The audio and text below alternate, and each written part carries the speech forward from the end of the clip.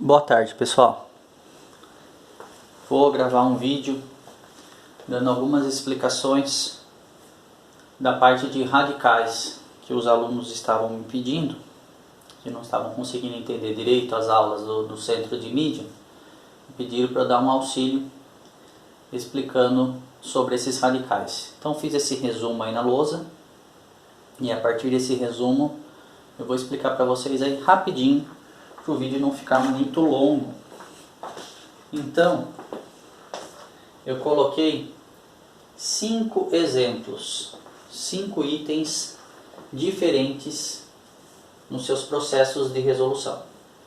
O primeiro é transformar um radical em um expoente fracionário. Por exemplo, raiz quinta de 3 elevado à quarta potência. Esse número que está aqui dentro do expoente, ele vai para o numerador da fração. O índice da raiz, ele vai para o denominador. Então o número de dentro fica em cima, o número da raiz fica embaixo. Nós tínhamos raiz quinta de 3 elevado à quarta, ficou 3 elevado a 4 quintos. Da raiz, transformei em um expoente fracionário. Pode fazer o processo inverso, do expoente fracionário transformar em raiz. No centro de mídia, ele passou um exemplo assim também, com simplificação. Nós podemos simplificar o expoente. Então eu tinha raiz décima de 3 elevado a 5, ficou 5 sobre 10, os dois dá para simplificar por 5, ou seja, fiquei com 3 elevado a meio. E a partir daqui eu fiz o processo de voltar na raiz. Então o 2 virou o índice da raiz e o 1 virou o expoente do número que está ali dentro. Raiz quadrada de 3. Esse foi o primeiro exemplo que ele falou lá. Segundo exemplo. Agora nós vamos trabalhar com adição. A adição nós só podemos somar ou subtrair, adição e subtração, se a raiz for idêntica, tanto no índice. Quem que é o índice? Índices são os números aqui, ó. Aqui nós temos índice 5. Nesse, quando não tem nada, que lê-se raiz quadrada, é índice 2, tá? É como se existisse um 2zinho aqui. Não escreve, mas é como se existisse. No lugar desse 5, por exemplo. A raiz quinta, raiz quadrada. Então, raiz quadrada de 2, eu só posso somar se a outra também for uma raiz quadrada de 2, tá? Eu não posso somar se for uma raiz diferente, tá? De maneira alguma. Então eu tenho raiz quadrada de 2 mais 5 raiz quadrada de 2, como não tenho nada aqui na frente, vale 1. Então 1 mais 5, agora eu tenho 6 raiz quadrada de 2. O exemplo que eu falei é esse daqui, ó. Por exemplo, se eu tivesse raiz cúbica, eu já não poderia somar raiz cúbica de 2 com raiz quadrada de 2. Esse 5 raiz quadrada de 2. Com a raiz cúbica de 2, não posso somar de maneira alguma. Ia ficar do jeito que está, já é a resposta do exercício. Só posso somar e subtrair se for exatamente igual. Tanto o índice, que é o númerozinho da raiz, quanto o número de dentro, tá? Olha aqui, ó, coloquei um outro exemplo. Raiz quadrada de 7 e raiz quadrada de 3. Esses dois eu não posso misturar.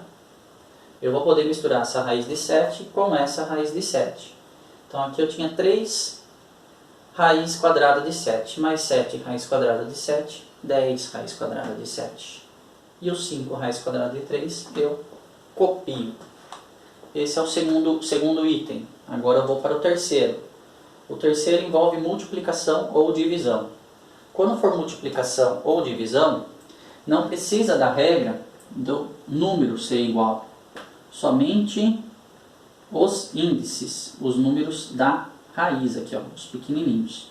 Novamente, esse que não tem número nenhum aqui na raiz, vale 2, tá pessoal? 2. Por isso que lê-se raiz quadrada. Então, raiz quadrada de 2 vezes raiz quadrada de 3 vai dar raiz quadrada de 6. 2 vezes 3, 6.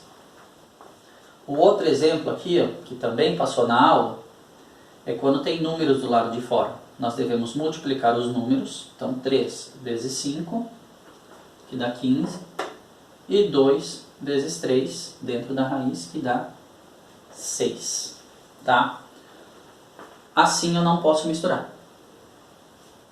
raiz quadrada com raiz quarta. Não pode misturar, tá vendo? Temos índices diferentes. Existe um processo para ser feito aqui, para a gente poder misturar. Eu vou transformar essa primeira também numa raiz quarta, igual aquela, mas mais para frente. Nem lá no centro de mídia eles explicaram esse ainda. Mais para frente vocês verão, e daí eu explico aqui também. Quarto item, que é um dos mais importantes, é quando nós temos uns números maiores, ó. Raiz quadrada de 12, raiz quadrada de 27. Sempre que for um número grande, você deve fazer o que com eles? Ó? Fatorar. Fatorando 12, fatorando 27, o 12 eu obtive 2 ao quadrado vezes 3, e o 27, 3 elevado ao cubo. O 3 elevado ao cubo eu já transformei em 3 ao quadrado vezes 3. Esse 3 que não tem expoente vale 1, tá? Por quê? Porque, usando a propriedade, repete-se a base, que é o 3, e soma os expoentes. 2 mais 1, 3. Então não alterei o valor dele, só escrevi ele de uma maneira diferente. Por que eu escrevi ele de uma maneira diferente?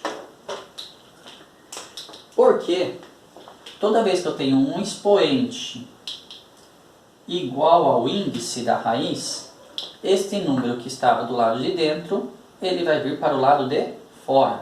Então o expoente do 2 era igual ao índice, esse 2 que estava aqui dentro, ó, na próxima etapa ele veio aqui para fora. Aqui é a mesma coisa, por isso que eu não deixei 3 ao cubo. Eu escrevi 3 ao quadrado vezes 3, para esse quadrado ser igual ao índice da raiz. Então esse 3 aqui, na próxima etapa, está do lado de fora. Agora volta no processo do exemplo 2. Duas vezes raiz de 3, mais uma raiz de 3, mais 3 raiz de 3, 2 mais 1 mais 3, 6, raiz quadrada de 3. Pode acontecer a mesma coisa da fatoração, tanto na adição e subtração, que foi o exemplo 4, quanto na multiplicação e divisão, que é o exemplo 5. No exemplo 5 usei os mesmos números, ó, raiz de 12 vezes raiz de 27, porque eu já fatorei aqui, ó. Então a fatoração do raiz de 12 é 2 raiz de 3, e a do 27, 3 raiz de 3.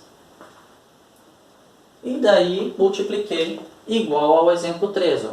De fora vezes o de fora, no exemplo 3 foi 5 vezes 3, aqui 2 vezes 3, 6. Raiz quadrada de 3 vezes raiz quadrada de 3 vai dar raiz quadrada de 3 ao quadrado. Porque todo número vezes ele mesmo é ele elevado ao quadrado, né? Ah, professor, mas dá 9, 3 vezes 3. Sim, 3 vezes 3 dá 9. Mas eu posso representar ele como 3 ao quadrado. Porque 3 ao quadrado nada mais é que 3 vezes 3. Por que eu representei ele como 3 ao quadrado? Para o expoente de dentro ser igual ao índice, então esse 3 que estava dentro da raiz foi para fora na próxima etapa. Ah, professor, mas quem que ficou lá dentro? Ninguém. Se não ficou ninguém, eu não escrevo a raiz. A raiz desaparece. Então ficou 6 vezes 3, 18. Pessoal, espero que eu possa ter colaborado aí com vocês para poder entender um pouquinho melhor, já que alguns alunos me pediram e falaram que estavam com um pouco de dúvida. Realmente é uma matéria assim, bem trabalhosa, necessita bastante atenção, necessita resolver as atividades com concentração, porque aqui são algumas só algumas regras, algumas passagens. Tem mais ainda que vocês verão mais pra frente, tá? Então, tchau, muito obrigado e até uma próxima.